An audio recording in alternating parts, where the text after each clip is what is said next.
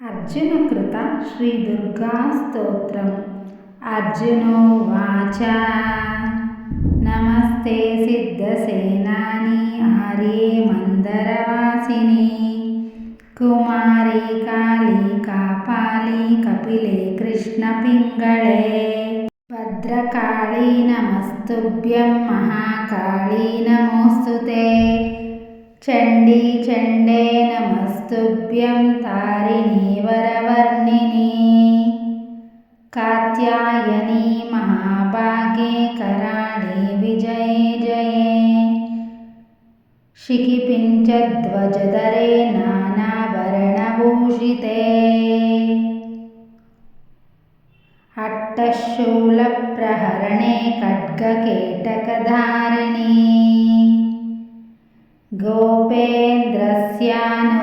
ज्येष्ठे नन्दगोपकुलोद्भवे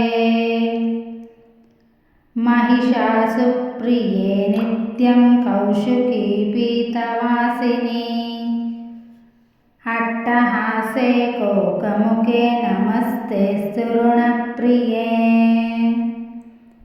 उमे शाकम्भरी श्वेते कृष्णे कैटभनाशिनी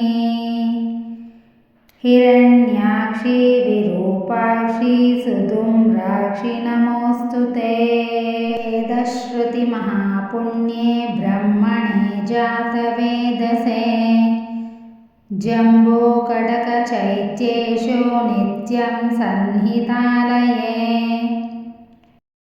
त्वं ब्रह्मविद्या विद्यानां महानिद्रा च देहिनां स्कन्दमातर्भगवती दुर्गे कान्तारवासिनी स्वाहाकारा स्वदा चैव कलाकाष्ठा सरस्वती सावित्री वेदमाता च ततवेदान्त उच्यते कान्तारभयदुर्गेषु भक्तानां चालयेषु च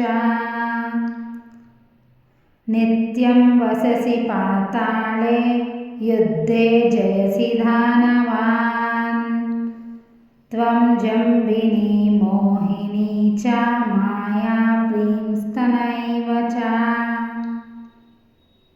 सन्ध्या प्रभावती चैव सावित्री जननी तथा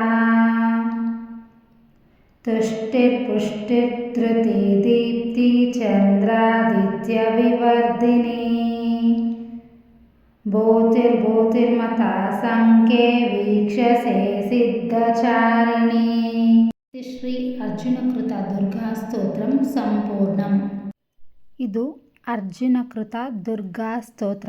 ಈ ಸ್ತೋತ್ರದ ಪ್ರಯೋಜನಗಳನ್ನು ತಿಳಿದುಕೊಳ್ಳೋಣ. ಅರ್ಜುನಕೃತ ದುರ್ಗಾ ಸ್ತೋತ್ರವನ್ನು ಅರ್ಜುನ ಮಹಾಭಾರತದ ಯುದ್ಧಕ್ಕೂ ಮೊದಲು ದುರ್ಗಾದೇವಿಯನ್ನು ಭಕ್ತಿಯಿಂದ ಸ್ತುತಿಸುತ್ತಾ ಪಠಿಸಿದ ಸ್ತೋತ್ರವಾಗಿದೆ. ಈ ಸ್ತೋತ್ರವನ್ನು ಶ್ರದ್ಧಾ ಭಕ್ತಿಗಳಿಂದ ಪಠಿಸಿದರೆ ಜೀವನದ ಅನೇಕ ಸಮಸ್ಯೆಗಳು ಪರಿಹಾರವಾಗುತ್ತದೆ. ಈ ಸ್ತೋತ್ರದ ಪ್ರಮುಖ ಲಾಭಗಳನ್ನು ವಿವರಿಸುತ್ತೇನೆ ಕೇಳಿ.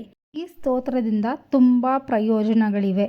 ನಮಗೆ ಯಾವುದಾದರೂ ಭಯ ಇದ್ದರೆ, ಯಾವುದಾದರೂ ರಕ್ಷಣೆಯನ್ನು ನಾವು ಕೇಳಿಕೊಂಡರೆ ಮತ್ತು ದೇವಿಯ ಕೃಪೆ ಸದಾ ರಕ್ಷಣೆ ಲಭಿಸುತ್ತದೆ. ಈ ಸ್ತೋತ್ರದಿಂದ ಧೈರ್ಯ ಮತ್ತು ಆತ್ಮಬಲ ಕೂಡ ವೃದ್ಧಿಯಾಗುತ್ತದೆ. ಈ ಸ್ತೋತ್ರದಿಂದ ಕಷ್ಟಕರ ಪರಿಸ್ಥಿತಿಯಲ್ಲಿ ಈ ಸ್ತೋತ್ರವನ್ನು ಪಠಿಸುತ್ತಾ ಬಂದರೆ ಜಯ ನಮಗೆ ಖಚಿತವಾಗಲು ಸಿಗುತ್ತದೆ.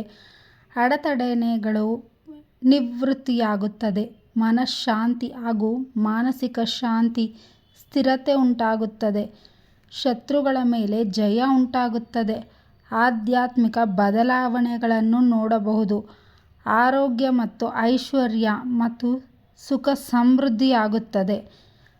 ಈ ಸ್ತೋತ್ರವನ್ನು ಪ್ರಾತಃ ಕಾಲದಲ್ಲಾಗಲಿ, ಒಂದು ವೇಳೆ ನಿಮಗೆ ಸಮಯವಾಗದಿದ್ದರೆ ಸಂಧ್ಯಾ ಕಾಲದಲ್ಲಾಗಲಿ, ಶುಕ್ರವಾರ ದಿನಗಳಲ್ಲಾಗಲಿ, ಅಷ್ಟಮಿ ಮತ್ತು ನವರಾತ್ರಿ ದಿನಗಳಲ್ಲಾಗಲಿ ಈ ಯಾವುದಾದರೂ ಸ್ತೋತ್ರವನ್ನು ಪಠಿಸಿ ಮಹತ್ವದ ಕೆಲಸವನ್ನು ಆರಂಭಿಸುವ ಮುನ್ನ ಈ ಸ್ತೋತ್ರವನ್ನು ಶ್ರದ್ಧಾಭಕ್ತಿಗಳಿಂದ ಪಠಿಸಬಹುದು.